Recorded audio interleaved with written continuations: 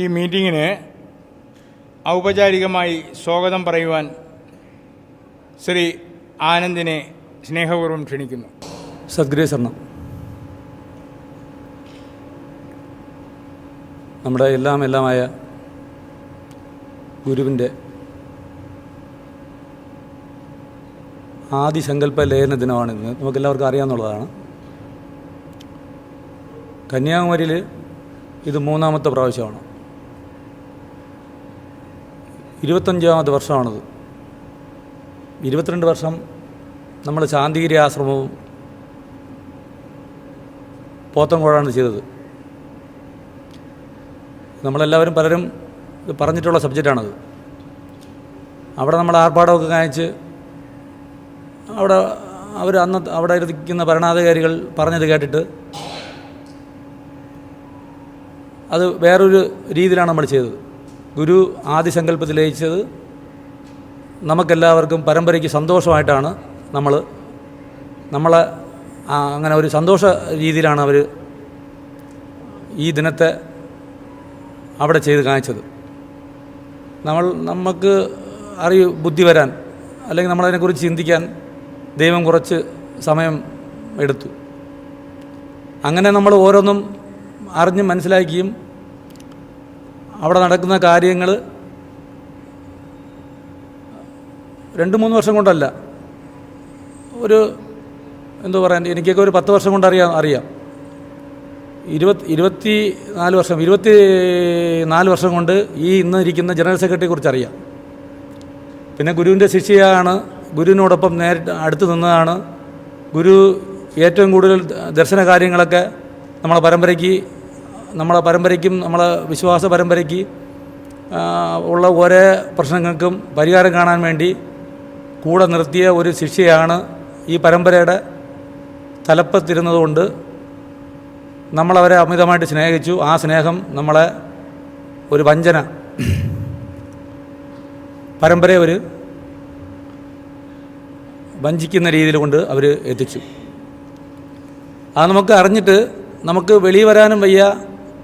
വെളിയിൽ വന്ന് എന്ത് ചെയ്യും? വെളിയിൽ വന്നാൽ നമുക്കൊരു കൂട്ടായ്മ ഉണ്ടോ? വെളിയിൽ വന്നാൽ ഒരു വിശ്വാസ പരമ്പര അതുപോലെ നമുക്ക് കിട്ടുമോ? വെളിയിൽ വന്നാൽ അങ്ങനെ ആരാധിക്കാനൊരു പ്രാർത്ഥനാലയം ഇല്ല. നമ്മളൊക്കെ ഓംകാരമൊക്കെ കണ്ടാലല്ലേ നമുക്ക് പ്രാർത്ഥിക്കൂ. ഒരു സ്വരൂപം വേണം നമുക്ക് പ്രാർത്ഥിക്കണമെങ്കിലും നമുക്കൊരു വിശ്വാസം വരണമെങ്കിലും. അങ്ങനെ നമ്മൾ ചിന്തിച്ചിട്ടാണ് ഓരോരുത്തരും അങ്ങനെ പിടിച്ചു നിന്നത്. അങ്ങനെ ഓരോരുത്തരും ആ കാലഘട്ടങ്ങളിൽ തനിച്ച് പറഞ്ഞ ആൾക്കാർ, തനിച്ചെന്ന് വെച്ചാൽ വ്യക്തിപരമായിട്ട് അവരോട് അഭിപ്രായങ്ങൾ ഇത് ശരിയല്ല എന്ന് പറഞ്ഞ ആൾക്കാരെ അത്ര പേരെയും അവർ ഭീഷണിപ്പെടുത്തി. തല്ല് കൊടുക്കാമെന്നുള്ളവർ തല്ല് കൊടുത്തു, കൊലയ്ക്ക് കൊടുക്കാമെന്നുള്ളവർ കൊലയ്ക്കും കൊടുത്തു. തല്ല് കൊടുക്കുകയെന്ന് വെച്ചാൽ എൻ്റെ വ്യക്തിപരമായ ജീവിതത്തിൽ എനിക്കറിയാം തല്ല് കൊടുക്കാമെന്നുള്ള കാര്യം. ഞാൻ സംസാരിച്ച ഒരു തങ്കപ്പൻ സ്വാമിയുടെ ഒരു കഥ, മരുത്തുവമലയിൽ വെച്ച് നടന്ന കഥ നിങ്ങൾക്കൊക്കെ കേട്ടിരിക്കും. എനിക്ക് വ്യക്തിപരമായിട്ട് അറിയാമെന്നുള്ളതാണ് തല്ല് കൊടുക്കുമെന്നുള്ളത്. അത് എത്ര വയസ്സനായാലും എത്ര കൊച്ചു പിള്ളേരായാലും അവരത് ചെയ്യും. അത്ര നീചത്വമാണ്, അത്ര പൈശാചികമാണ് ഇന്ന് ശാന്തിഗിരിയുടെ ഭരണസമിതി ചെയ്തുകൊണ്ടിരിക്കുന്ന കാര്യം.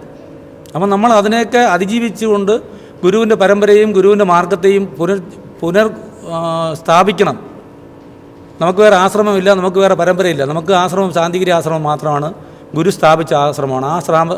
ആശ്രമത്ത് തിരിച്ച് നമ്മൾ അതേ പരമ്പരയും അതേ ഗുരു തന്ന മാർഗവും ഗുരു തന്ന ആശയവും ഈ പരമ്പരയ്ക്കും ലോകത്തിനും കൊടുക്കാൻ വേണ്ടിയുള്ള ആ പുറപ്പാടിലാണ് നമ്മൾ ഈ നന്മ മനസ്സെന്നുള്ള കൂട്ടായ്മ ഗുരുകാരുണ്യം കൊണ്ട് ആദ്യമായിട്ട് വരുന്നതും അതിലൂടെ രൂപീകരിച്ചതാണ് ഗുരുമാർഗം പ്രകാശസഭയും.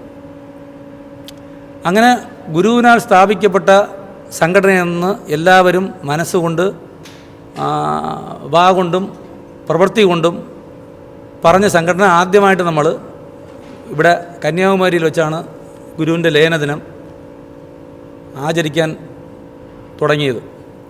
ശാന്തിഗിരിയിൽ അതുവരയ്ക്കും നമ്മൾ പറയടിച്ചും ചെണ്ടമേളവും എന്തൊക്കെ മേളതാളങ്ങളുണ്ടോ, എന്തൊക്കെ വെടിവഴിപാടുകളുണ്ടോ അതൊക്കെ ചെയ്ത് വളരെ സന്തോഷമായിട്ടാണ് നമ്മൾ ചെയ്തത്.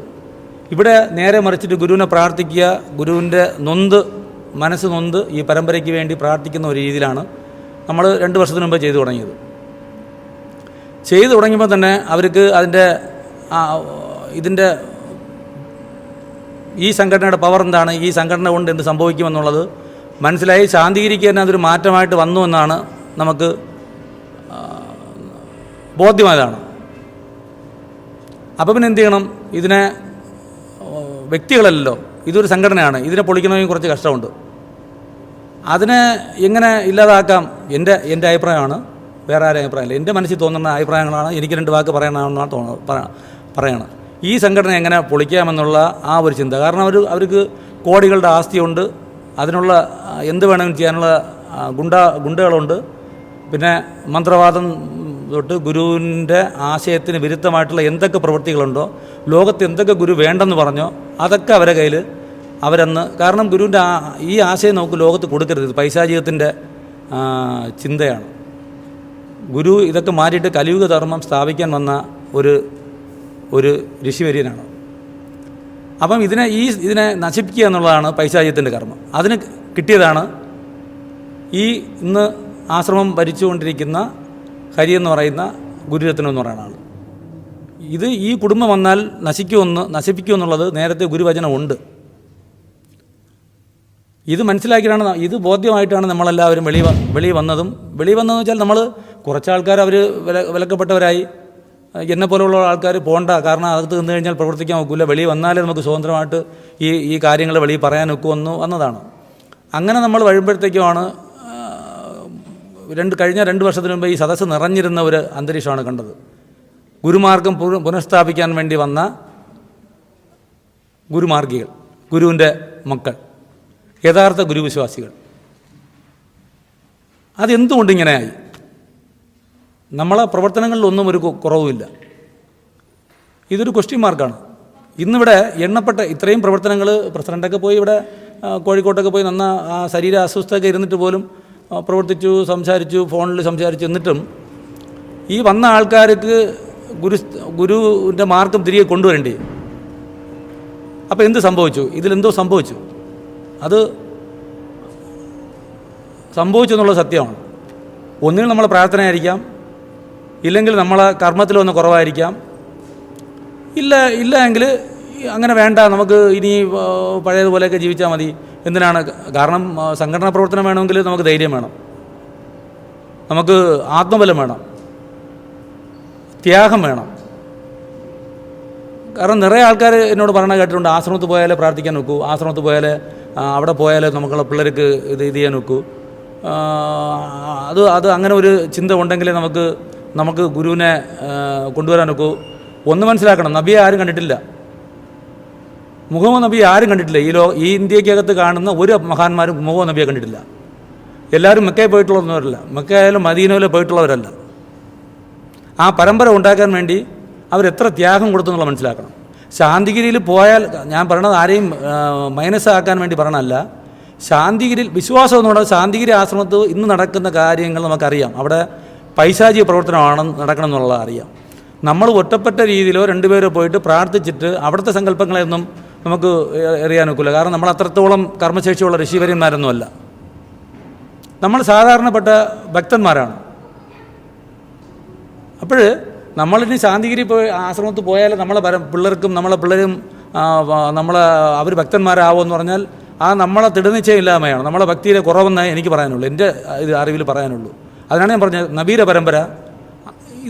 പരമ്പര നോക്ക്. ഇന്ന് ലോകത്തെ ഏറ്റവും വലിയ സമ്പന്നന്മാരും ഭക്തന്മാരുമാണ്. രാവിലെ 4:45 അവർ പ്രാർത്ഥിക്കാൻ പോകുന്നുണ്ട്, 5 നേരത്തെ നിസ്കാരം ട്രെയിനിലിരുന്നാലും ചെയ്യുന്നുണ്ട്.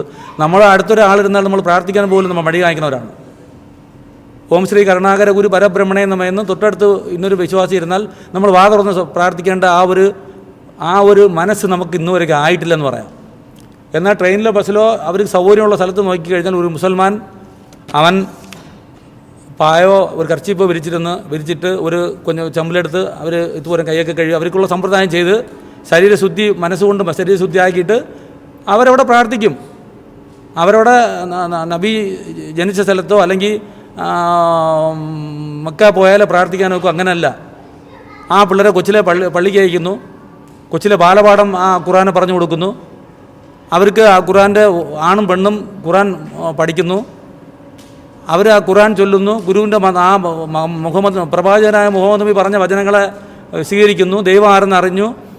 ആ സാക്ഷാൽ ദൈവത്തെ അവർ അവർ നമസ്കരിക്കുകയാണ്. അവർക്ക് ദൈവം കൊടുക്കേണ്ടത് കൊടുക്കുകയാണ്. അല്ലാഹു അക്ബർ അല്ലാഹു അക്ബർ അല്ലാഹു അക്ബർ അല്ല, ലാ ഇലാഹ ഇല്ലല്ലാഹ് മുഹമ്മദ് റസൂലുല്ല. ദൈവം വലിയവനാണ്, ദൈവം വലിയവനാണ്, ദൈവം വലിയവനാണ്, അത്രേ അവർ പറയണുള്ളൂ. ദൈവം എല്ലാവരും കൊടുക്കുന്നുണ്ട്. നമുക്ക് നമ്മളെ ഗുരു വലിയവനാണ്, ഗുരു വലിയവനാണ്, ഗുരു വലിയവനാണ്, നാലുപേർക്ക് അടുത്ത പറയാൻ നമുക്ക് ചങ്കൂറ്റമില്ല. അതാണ് ഇത്രയും ആൾക്കാരുടെ വീഴ്ചയുടെ കാരണം. പ്രശ്നമുണ്ടാകും, ഒരു വീടായ പ്രശ്നമില്ലേ? ഭാര്യ ഭർത്താക്കന്മാരിൽ പ്രശ്നമുണ്ട്, അച്ഛനമ്മമാരിൽ പ്രശ്നമുണ്ട്, സഹോദരങ്ങളിൽ പ്രശ്നമുണ്ട്. ഇത് പല ജാതി, പല മതം, പല ചിന്തകളിൽ, പല കന്യാകുമാരിന് കാസർഗോഡ് വരെ, അല്ലെങ്കിൽ മഞ്ചേശ്വരം വരെ, അല്ലെങ്കിൽ പാലക്കാട് വരെ ജീവിക്കുന്ന കേരളത്തിലുള്ള ജനങ്ങളിൽ ചേർന്നിട്ടാണ് ഈ സംഘടന. തമിഴ്നാട്ടിൽ നിന്ന് അത്രയൊന്നും ആയിട്ടില്ല. ഇതിൽ പല സ്വഭാവക്കാരുണ്ട്.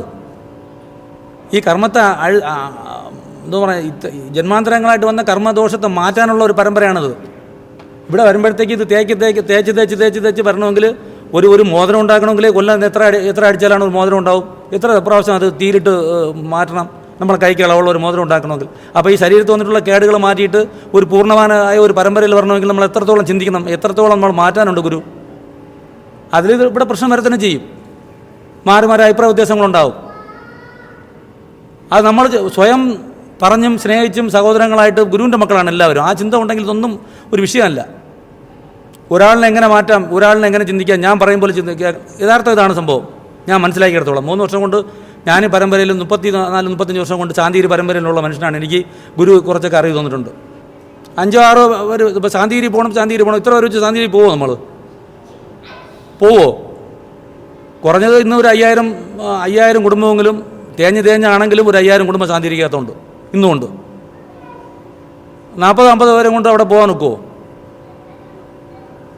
നമ്മൾ സംഘടിച്ചൊരു 500 പേരെ ഉണ്ടെങ്കിലേ പോകാൻ നിൽക്കുമോ? അതിൻ്റെ സമയം കഴിഞ്ഞു നമ്മൾ. അപ്പോൾ ഈ വീഴ്ച എന്താണ്? ഈ വീഴ്ചയ്ക്ക് ഇനി എന്താണ് നമ്മൾ ചെയ്യേണ്ടത്? ക്ഷമിക്കണം, സ്വാഗതമാണ് എനിക്ക് തന്നിട്ടുള്ളത്. എനിക്ക് 2 വാക്ക് പറയാൻ അനുവദിക്കുക, അത്രയേ ഉള്ളൂ. എൻ്റെ മനസ്സിൻ്റെ പ്രയാസമാണ്. ഈ സംഘടന വരുന്നതിന് മുമ്പ് 8 കുടുംബം ഞങ്ങൾ ഈ സംഘടന വരുന്നതിന് മുമ്പ് തന്നെ ശാന്തിഗിരിയിലെ അപജയം നമ്മൾ മനസ്സിലാക്കിയിട്ട്, ഞാൻ ഇവിടെ കന്യാകുമാരി ബ്രാഞ്ച് ആശ്രമത്തിൽ 20 വർഷത്തോളം ഞാനും എൻ്റെ മക്കളും കർമ്മം ചെയ്തിട്ടാണ്. 5 പൈസ വാങ്ങിക്കാതെ ഫ്രീ കർമ്മമാണ്. നമ്മൾ മനസ്സുകൊണ്ട് അങ്ങനെ ചിന്തിച്ചിട്ടാണ് ഈ അമൃതജന്യയുടെ വാക്ക് കേട്ട് നമ്മൾ ഇവിടെ വന്നത്. അങ്ങനെയാണ് ഇതിൻ്റെ ഓരോ പ്രവർത്തനങ്ങളും ഞങ്ങൾ കണ്ട് മനസ്സിലാക്കിയത്. അപ്പോൾ ഇത് തിരുത്താൻ വന്നവരാണ് ഞങ്ങൾ. നമ്മളിപ്പം എല്ലാവരും മനസ്സുകൊണ്ട് ഇതിലിരിക്കുന്ന ഭൂരിപക്ഷം ആൾക്കാർക്കും ചിന്തിച്ചുകൊണ്ട് ശാന്തിഗിരി പോകണം. എനിക്കുമുണ്ട് ശാന്തിഗിരി പോകണം. കാരണം നമ്മൾ അല്ലേ, ഗുരു ജീവിച്ച സ്ഥലമല്ലേ. അവിടെ ഇപ്പോൾ എന്താണ് നിങ്ങളിപ്പോൾ എടുക്കാൻ പോണത്? ഗുരു നടന്ന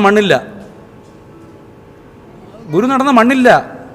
അവിടെ വേറെ മണ്ണ് തട്ടിക്കഴിഞ്ഞു. ചെമ്പഴുന്നിൽ ശ്രീനാരായണ ഗുരു നടന്ന ആ മണ്ണ്, ആ തൂളെങ്കിലും നമുക്ക് നമ്മുടെ ശരീരത്തിൽ പെടും.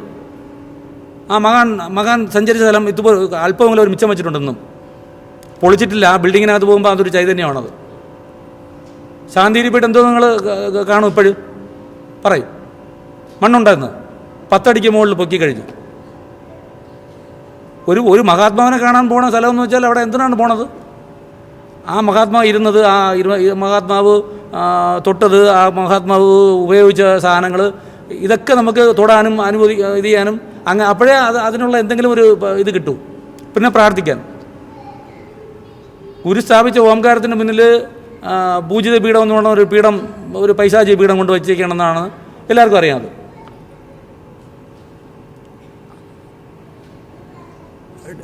ഓരോന്നും ചെയ്ത് അവർ ഫെയിലിയർ ആകുമ്പോഴത്തേക്ക് ഇന്നൊരു പുതിയ പൈശാചിക കർമ്മങ്ങളാണ് അവിടെ ചെയ്തുകൊണ്ടിരിക്കുന്നത്. അവിടെ ഇന്ന് ആ പരമ്പര നമ്മളെ ഗുരുവിൻ്റെ കാലഘട്ടത്ത് ക്യാൻസർ തൊട്ട് സാമ്പത്തികം ഗുരുവിൻ്റെ കാലത്ത് എല്ലാവർക്കും മിതമായ സാമ്പത്തികമാണ്. എന്നാൽ എല്ലാവർക്കും എല്ലാം കിട്ടിയിട്ടുണ്ട്. മനസ്സുകൊണ്ട് തൃപ്തി, സന്തോഷം, നാളെ എന്താണ് നമുക്ക് ചെയ്യേണ്ടത്, നമുക്ക് പൂർണ്ണമായ ഗുരുവിൽ നിന്നുള്ള അറിവുകൾ എല്ലാം നമുക്ക് വെച്ചിട്ടുണ്ട്. ഇന്ന് ക്യാൻസറിന് മരുന്നില്ല. സന്യാസിമാരടക്കം അവിടെ ക്യാൻസറിൽ പോയിക്കൊണ്ടിരിക്കുകയാണ്. പിന്നെ എന്തോന്നും നമ്മളവിടെ പോയിട്ട് ഇത് ചെയ്യാൻ? ഞാൻ പറഞ്ഞില്ല, ആദ്യം പറഞ്ഞു ആരെയും മനസ്സ് മടിപ്പിക്കാൻ പറയണമല്ല. അവിടെ ആരുടെ പോയി എന്ത് കേൾക്കാനാണ് നമ്മൾ പോണത്? പോകണമെങ്കിൽ സംഘടിതമായി നമുക്ക് ശക്തി വേണം. 73 തൊട്ട് 93 വരെ ഗുരുവിൻ്റെ എല്ലാ സംഭവങ്ങളും ഗുരുപൂജ തൊട്ട് ശാന്തിഗിരി ആശ്രമത്തിൻ്റെ സന്യാസി ദീക്ഷ തൊട്ട് ഗുരുപൂജ എന്ന് പറയുന്നത് ലോകത്ത് ഏറ്റവും ഒരു മഹാന്മാർക്കും കിട്ടാത്ത ഒരു കർമ്മമാണത്. അതിന് അനുവാദം കിട്ടി. 2 പേര് പ്രാർത്ഥനയാണ്. 89 പ്രാർത്ഥനാലയം പണിഞ്ഞു. ഗുരുവിൻ്റെ പ്രാണപ്രതിഷ്ഠ ഈ 2 പേരും കൊണ്ടാണ് പൂർത്തീകരിച്ചത്. നന്നാ മനസ്സിലാക്കിക്കോളാം. 93 ജൂൺ മാസമാണെന്ന് തോന്നുന്നു. എൻ്റെ കല്യാണം കഴിഞ്ഞിട്ട് 2ാമത്തെ മാസമാണ്. പാലക്കാട് ആശ്രമം ഓപ്പണിങ്ങിന് പോകണം. ഞാനും എൻ്റെ കുടുംബവും അതിൽ ആ യാത്രയിലുണ്ടായിരുന്നു. അവിടെ വച്ചാണ് ഈ ജനനിക്ക് അടുത്ത 3 പേര് കിട്ടിയെന്നാണ് അവർ ദർശനം കിട്ടുമ്പോഴത്തേക്കും പറഞ്ഞ വാക്ക്. അതിൻ്റെ അർത്ഥം 1 വർഷത്തിന് മുമ്പ് കിട്ടിയെങ്കിൽ ഈ 93 ജൂൺ മാസം പാലക്കാട് ഗുരു പോയപ്പോഴാണ് കിട്ടിയത്. 94 ആണ് 95 അമ്പാല 95 ഓർമ്മ ഉണ്ടാവും ഇത് വെളിപ്പെടുത്തിയത് ഗുരുവിനോട്. 3 പേര് പ്രാർത്ഥന 5 ഒരു ദീക്ഷയ്ക്കാണ്. അപ്പോഴും ഞാനുണ്ട്. അന്ന് എൻ്റെ 94 1 വർഷം കഴിഞ്ഞിട്ടാണ് അവർ ഗുരുവിനോട് ഇതിന് വെളിപ്പെടുത്തുന്നതും. ഗുരു ഒരു ക്വസ്റ്റ്യൻ മാർക്ക് അവിടെ ഇട്ട് കൊടുത്തു. ഗുരു അത് എഴുതി, എല്ലാം ശരിയാണ്, എഴുതി വെച്ചു. ഒരു ശിഷ്യന്മാരുടെ ദർശനങ്ങളും ഗുരു തള്ളിക്കളഞ്ഞിട്ടില്ല. ഒരു മഹാന്മാരും തള്ളിക്കളഞ്ഞിട്ടില്ല. ക്രിസ്തുവിൻ്റെ മരണം ക്രിസ്തുവിനെ കാണിച്ചു കൊടുത്ത യൂദാസിനെ ക്രിസ്തു കാണിച്ചു കൊടുത്തില്ല ആർക്കും. ക്രിസ്തുവിനെ അറിയാമായിരുന്നു യൂദാസ് ഇങ്ങനെ ചെയ്യുമെന്ന്, ഇങ്ങനെ ചെയ്തു എന്നറിയാം. ബുദ്ധന് പന്നിമാംസം കൊണ്ടു കൊടുത്തപ്പോഴത്തേക്കും ബുദ്ധന് ആ ശിഷ്യൻ്റെ പ്രസാദം പോലെയാണ് വാങ്ങിച്ച് കഴിച്ചത്. ആ മാംസമാണ് ഗുരു പറഞ്ഞ് നമ്മൾ കേട്ടിട്ടുണ്ട്. ആ മാംസമാണ് ബുദ്ധന് അസുഖം വന്ന് ചാവാൻ കാരണം. ഒരു 17-18 വയസ്സായ ഒരു കൊച്ച്, പാറശാലയുള്ള എൻ്റെ അനിയന് കല്യാണം ചോദിച്ചോ കൊച്ച്. കല്യാണം ചോദിക്കുമ്പോഴത്തേക്കും ക്യാൻസർ ഇല്ല. അത് കഴിഞ്ഞ് ക്യാൻസർ വന്നു. ഒരു പട്ടാളത്തിൻ്റെ മകളാണ്. ഐരയിലാണ്. അമ്പലമൊക്കെ അറിയാൻ സാധ്യത കാണും. ഇന്ന് കൊല്ലത്താണ് കല്യാണം കഴിച്ച് കൊടുത്തേക്കുന്നത്. ആ കൊച്ചിന് ക്യാൻസർ വന്നു. RCCയിൽ ഞാൻ കണ്ടപ്പോഴത്തേക്കും തലയൊക്കെ മുട്ടയടിച്ച് വളരെ അവസ്ഥ ഇതായി. നമുക്ക് കണ്ണീര് വന്നു. അത്രയ്ക്ക് ഇതാണ്. ഗുരു സന്യാസിമാരെ അയച്ചു, പ്രാർത്ഥിച്ചു. ഇന്ന് കൊല്ലത്ത് കല്യാണം കഴിച്ച് 2 കൊച്ചു. ഗുരു കല്യാണം കഴിച്ച് കൊടുക്കും പറഞ്ഞു ഇതിന് ചുഴലി ഉണ്ടായിരുന്നു, അത് മാറിയിടാ, കുഴപ്പമില്ല. ഇന്നുവരെയ്ക്കും അതിനും വന്നിട്ടില്ല. ഇന്നും ഒരു അസുഖം പറ ഈ ജനനിയെ കൊണ്ട്. ഈ പ്രാർത്ഥനയാണല്ലോ. ജനനി പറഞ്ഞാലും നമ്മൾ പ്രാർത്ഥിച്ചാലും മാറൂ. നമ്മളെ ജീനിലുള്ള ആ മാംസങ്ങളിൽ ഇത് വരണമെങ്കിൽ, ഗുരുവിനുള്ള സ്നേഹം വരണമെങ്കിൽ പ്രാർത്ഥനയാണ്. ഈ അഖണ്ഡ നാമമാണത്. അപ്പോൾ ഇതിലെന്തെങ്കിലും ഒരു മാറ്റമുണ്ട്. അത് പൂർണ്ണമാണത്. അത് ഈ പരമ്പര ഇന്ന് ഇത്രത്തോളം നശിച്ച് ഇന്ന് അവരെ കൂടെ ഇത്രയും ആൾക്കാർ നിന്നിട്ട് ഈ കള്ളമാണ് 155 156 ഗുരുവാണിയും ഗുരുമാർഗം പ്രകാശ സഭ എന്തിനെന്ന് പറഞ്ഞൊരു ബുക്ക് ഇറക്കി വീട് വിടാന്തരം കൊണ്ട് കൊടുത്തിട്ടും ആ പരമ്പര മാറാതിരിക്കണമെങ്കിൽ അപ്പം നമ്മളെ ഈ പിള്ളേർക്ക് 5 വരിയോ 2 വരിയോ അതൊക്കെ ഇരിക്കട്ടെ. നമുക്ക് കുറച്ച് വിട്ടുവീഴ്ച ചെയ്തിട്ട് ഈ മാറി നിൽക്കുന്നവരുമായിട്ടൊക്കെ ഒന്ന് സംസാരിച്ച് നമുക്ക് അവരെയൊക്കെ തിരികെ കൊണ്ടുവന്ന് സംഘടന ശക്തിപ്പെടുത്തിയാൽ മാത്രമേ. ബുദ്ധനും പറഞ്ഞിട്ടുണ്ട് സംഘം ശരണം ഗച്ഛാമി, ദാനം ശരണം ഗച്ഛാമി.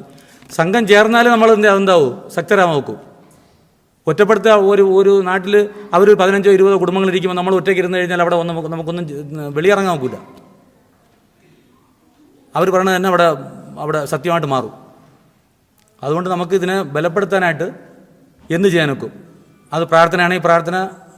അവർ ഈ മാറി നിൽക്കുന്നവരടുത്ത് 2 അടി കൊള്ളാൻ നോക്കുക, അടി കൊള്ളാം. അല്ലെങ്കിൽ അവരെന്തെങ്കിലും വഴക്ക് പറഞ്ഞാൽ പറയാം. ഇതൊന്നും നോക്കട്ടെ. ഇതിനെന്ത് വഴിയുണ്ടെന്നുള്ള നമ്മളെല്ലാവരും കൂടെ ചിന്തിക്കുക. ഈ യോഗത്തിന് അധ്യക്ഷത വഹിക്കുന്നത് നമ്മളെ ശശി ഉദയഭാനൻ, നമ്മളെ പ്രസിഡൻ്റാണ്. ഈ ഫംഗ്ഷന് അദ്ദേഹത്തിന് ശാരീരികമായിട്ട് ഇപ്പം വളരെയധികം അസുഖമുണ്ട്. നമ്മളൊക്കെ പല പ്രശ്നങ്ങൾ എന്നെയും വിളിച്ചു, വരാൻ നോക്കും, ആനന്ദനെ വിളിച്ചു, പല ആൾക്കാരെയും വിളിച്ചിരിക്കും. എല്ലാവർക്കും എത്ര തന്നെ മാർഗവും ഗുരുമാർഗവും പറഞ്ഞാലും എല്ലാവരും അവരവരുടെ ജീവിതമാണ് അവരെ കാരണം എല്ലാവർക്കും സാമ്പത്തിക പ്രശ്നങ്ങളും ഒക്കെ ഉണ്ട്. അപ്പോൾ ഞാൻ പറഞ്ഞു ചേട്ടാ എനിക്ക് വന്ന എൻ്റെ ജോലിയുടെ കാര്യം പ്രശ്നമുണ്ട്, ക്ഷമിക്കണം, എനിക്ക് ഇത് ഒക്കൂലെന്ന് പറഞ്ഞു. കോഴിക്കോട് വരെ പോയി, ഒറ്റയ്ക്ക് പോയി. അങ്ങനെ വണ്ടി നമ്മൾ നാടൻ ഭാഷ പറഞ്ഞ തലയിൽ കൂടെ വണ്ടിയൊന്നും ഓടലില്ല. അത്രത്തോളം കർമ്മം ചെയ്തിട്ടാണ് ഇത്രയും ആൾക്കാരെങ്കിലും. അപ്പോൾ എന്തൊക്കെ ക്വസ്റ്റ്യൻ വന്നിരിക്കും. ഈ പറഞ്ഞ ഈ പ്രാർത്ഥനയായാലും ശരി, എല്ലാ കാര്യങ്ങളും അവിടെ ഒറ്റയ്ക്ക് പോയി നിൽക്കുമ്പോൾ 10 പേര് കൂടുമ്പോൾ പലരും ചോദിക്കും. പോയി ഇത്രയും ചെയ്ത് ഈ രീതിയിലെങ്കിലും ഒരു സംഘടിക്കാൻ ഒത്തത് ഇന്ന് ഈ പ്രാവശ്യത്തെ ഇത് നമ്മളെ പ്രസിഡൻറ്റിനാണ് അതിൻ്റെ മുഴുക്ക ക്രെഡിറ്റ്. അതിൽ വേറെ ആരെ ഇതും പറയാനില്ല. നമ്മളൊക്കെ ഇവിടെ ഉള്ള കാര്യങ്ങൾ ചെയ്തു ശരി തന്നെ. അതിനുവേണ്ടി അത്രത്തോളം ഇത് കോട്ടയത്തും പിന്നെ ഫോണിലൂടെയും എന്നെയും ഒരു പ്രാവശ്യം 2 ദിവസം ഒരിക്കലെങ്കിലും വിളിച്ചിരിക്കും. ഞാൻ തന്നെ ഫോൺ അറ്റൻഡ് ചെയ്യില്ല. എപ്പോഴെങ്കിലും ഞാൻ വിളിക്കും. എന്നാൽ കൃത്യമായിട്ടും വിളിക്കും, അവിടെ എന്താണ് കാര്യങ്ങൾ, എന്ത് സംഭവമാണ് എന്ന് കേൾക്കും. അങ്ങനെ പ്രവർത്തിച്ച നമ്മളെ പ്രസിഡൻറ്റ് ശശി ഉദയഭാനു ചേട്ടന് എൻ്റെ പേരിലും ഇവിടെ വന്നിട്ടുള്ള ആത്മബന്ധുക്കളുടെ പേരും ഗുരുമാർഗം പ്രകാശ് സഭയുടെ പേരിലും ഞാൻ സ്വാഗതം പറയുകയാണ്.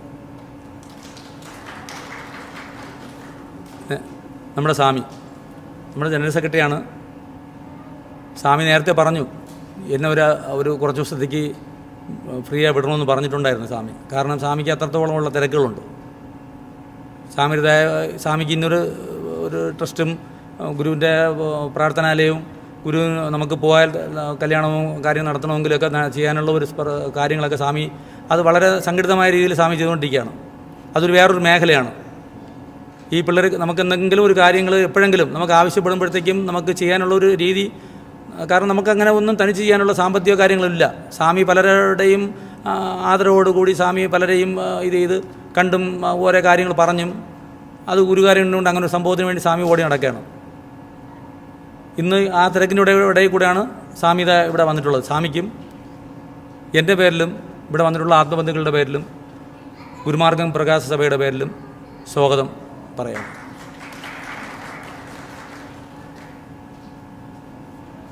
പിന്നെ നമ്മളെ ഖജാൻജി അജിത് കുമാർ കഴിഞ്ഞ കുറേ ദിവസം കൊണ്ട് നമ്മൾ അറിയാം, എല്ലാവർക്കും അറിയാമെന്നുള്ളതാണ്, നേരിട്ട് പറഞ്ഞ കാര്യമാണ്. ശാരീരികമായിട്ടുള്ള അസുഖം, കിടപ്പിലായിരുന്നു. എന്നാലും ആ സമയത്ത് കിടപ്പിലായിരുന്നപ്പോൾ നടന്ന സംഘടനയ്ക്കകത്ത് നടന്ന കാര്യങ്ങൾ പൊതുവേദിയിലുള്ള ആളുകൾക്ക് അറിഞ്ഞൂടെ, ഇതിൻ്റെ കമ്മിറ്റിക്കകത്തിരിക്കുന്ന ആളുകൾക്ക് അറിയാം. പല പ്രശ്നങ്ങളുണ്ട്. അപ്പോഴൊക്കെ അതിനുള്ള മറുപടി കൊടുക്കാനും കൂടെ ഇരുന്ന് ഇപ്പം ഇത് നടക്കുമ്പോൾ തന്നെ ഈ ശാരീരികമായിട്ടുള്ള അസുഖങ്ങളുണ്ടെങ്കിലും വിളിച്ച് കാര്യങ്ങളൊക്കെ അന്വേഷിക്കാനും നമുക്ക് വേണ്ടുന്നുള്ള ഹെൽപ്പ്, ഒക്കുന്നുള്ള ഹെൽപ്പുകൾ ചെയ്ത് ഇന്നലെ എനിക്ക് പോലും ശരീരം കൊണ്ട് ഒത്തില്ല. നേരം വെളുത്ത് 5:30 മണിക്ക് ഇവിടെ തിരി കത്തിക്കുന്ന ആ സമയം വരെ നമ്മളെ കൂടെ ഉണ്ടായിരുന്നു. ഇന്നലെ വൈകുന്നേരം വന്നിട്ട് അജിത് കുമാറിനും എൻ്റെ പേരിലും ഇവിടെ വന്നിട്ടുള്ള ആത്മബന്ധുക്കളുടെ പേരിലും ഗുരുമാർഗം പ്രകാശ സഭയുടെ പേരിലും ഞാൻ സ്വാഗതം അർപ്പിക്കുകയാണ്. പിന്നെ സംഘടനയുടെ സെക്രട്ടറിയാണ് ബിജു നെല്ലിക്കോട്. ഈ സംഘടന വരുന്നതിന് മുമ്പ് തന്നെ പല ത്യാഗങ്ങൾ പുള്ളിയുടെ പോത്തൻകുടിയിട്ട് തന്നെ പോത്തൻകുടി വെച്ച് തന്നെ പല ഈ സംഘടനയ്ക്കെതിരായിട്ട് പ്രവർത്തിച്ചതുകൊണ്ട്, സംഘടനയ്ക്കെതിരായിട്ടില്ല, ഇന്നത്തെ ശാന്തിയുടെ ഭാരവാഹികളെ സ്വഭാവം കണ്ടറിഞ്ഞ് നമുക്ക് മുമ്പേ എത്ര വർഷത്തിന് മുമ്പ് പ്രവർത്തിച്ച ഒരു മനുഷ്യനാണ്. അദ്ദേഹം ഇന്ന് ഇവിടെ വന്നിട്ടുണ്ട്. പുള്ളിയാണ് വാർഷിക റിപ്പോർട്ട് വായിക്കുന്നത്. ബിജു നെല്ലിക്കോടിനും എൻ്റെ പേരിലും ഇവിടെ വന്നിട്ടുള്ള ആത്മബന്ധുക്കളുടെ പേരും ഗുരുമാർഗം പ്രകാശ സഭയുടെ പേരിലും ഞാൻ സ്വാഗതം അർപ്പിക്കുകയാണ്. പിന്നെ ഗുരു പ്രാർത്ഥന പറഞ്ഞ നമ്മളെ കൊച്ചുമക്കൾ, നാളത്തെ ലോകത്ത് ഗുരുവിൻ്റെ പരമ്പരയെ വളർത്തേണ്ട മക്കൾ, ആ മക്കൾക്കും ഞാൻ എൻ്റെ പേരിലും ഗുരുമാർഗം പ്രകാശ സഭയുടെ പേരിലും ഇവിടെ വന്നിട്ടുള്ള ആത്മബന്ധുക്കളുടെ പേരിലും സ്വാഗതം അർപ്പിക്കുകയാണ്.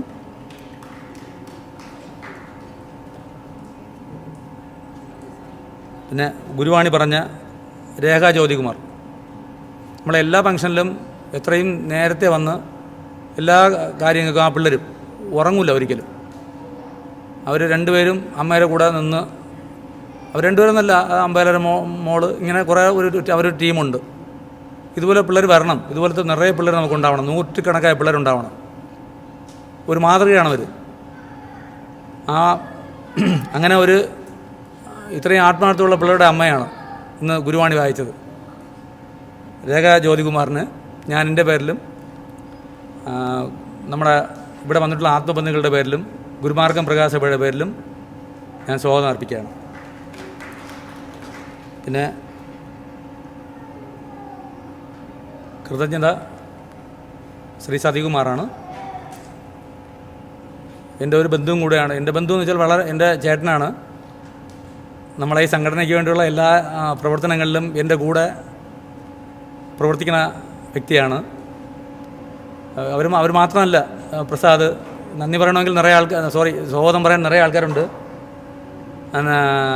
പ്രസാദ്, നമ്മളെ ശേരൻ മാമൻ, സേവരമാമൻ കൊച്ചു പിള്ളേരെ പോലെയാണ്. നമ്മളെക്കാൾ ഊർജ്ജമാണ് ആൾ ഇപ്പോഴും. നമ്മളീ സംഘടനയ്ക്ക് എന്തെങ്കിലും ഒരു ചെറിയ ഒരു ഇത് വരുമ്പോഴത്തേക്കും ഇങ്ങോട്ട് വിളിച്ച് സംസാരിക്കും, എന്തായി, എന്ത് സംഭവിച്ചു, എന്താണ് കാര്യം എന്നൊക്കെ വിളിച്ച് എല്ലാ രീതിയിലും, അത് സാമ്പത്തികമായ രീതിയിലും നമ്മളെ ഊർജ്ജപ്പെടുത്തുന്ന രീതിയിലും നമ്മളെ കൂടെ നിന്ന് ഈ വയസ്സ് കാലത്തും 55 വയസ്സിന് അടുപ്പിച്ചാവും ഇപ്പോഴും ഗുരുമാർഗം തിരികെ കൊണ്ടുവരാൻ വേണ്ടി വളരെ ആക്റ്റീവായിട്ട് പ്രവർത്തിക്കുന്ന ആളാണ്. അതിൻ്റെ കൂടെ തന്നെ നമ്മളെ ആൻഡ്രോ സാറ് ഇവിടെ ഇവരൊക്കെ വയസ്സ് കാരണം നമ്മളെ വയസ്സിന് മുമ്പേ ഇതെങ്ങനെയെങ്കിലും സ്ഥാപിച്ചെടുക്കണമെന്നാണ് അവരാഗ്രഹങ്ങളാണ്. അതെങ്ങനെയെങ്കിലും സ്ഥാപിതമാവണം. അങ്ങനെ നമ്മളെ സതികുമാർ അവർക്കും എൻ്റെ പേരിലും ഗുരുമാർഗം പ്രകാശസഭയുടെ പേരിലും ഇവിടെ വന്നിട്ടുള്ള ആത്മബന്ധുക്കളുടെ പേരിലും ഞാൻ സ്വാഗതം പറയാണ്. പിന്നെ കേരളത്തിൻ്റെ അങ്ങേയറ്റത്തിന് ഇങ്ങേയറ്റം വരെ എന്താ പറയാൻ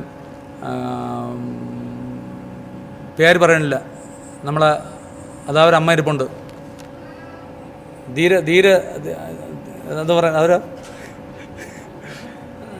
മിക്കവാറും വിളിക്കും, എന്തെങ്കിലും കാര്യം ഉണ്ടെങ്കിൽ വിളിക്കും. നമുക്ക് നമ്മളിൽ തോന്നാത്ത പല ഐഡിയകളും പറഞ്ഞു തരും. ഇത്രത്തോളം ധീരതയായിട്ട് അവർ അത് എങ്ങനെയെങ്കിലും സ്ഥാപിച്ചെടുക്കണമെന്നുള്ള രീതിയിൽ പ്രവർത്തിക്കണം. അങ്ങനെ നമ്മളെ പല സ്ഥലങ്ങളിൽ വന്ന്, ഞാൻ പ്രത്യേകിച്ച് പേരൊന്നും പറയുന്നില്ല, എല്ലാ ആത്മബന്ധുക്കൾക്കും ഞാൻ എൻ്റെ ഗുരുവിൻ്റെ നാമത്തിൽ സ്വാഗതം അർപ്പിച്ചുകൊണ്ട് എൻ്റെ വാക്കുകൾ ഗുരുവിൻ്റെ തൃപ്പാദങ്ങൾ സമർപ്പിക്കുകയാണ്. സദ്ഗുരുവേ ശരണം.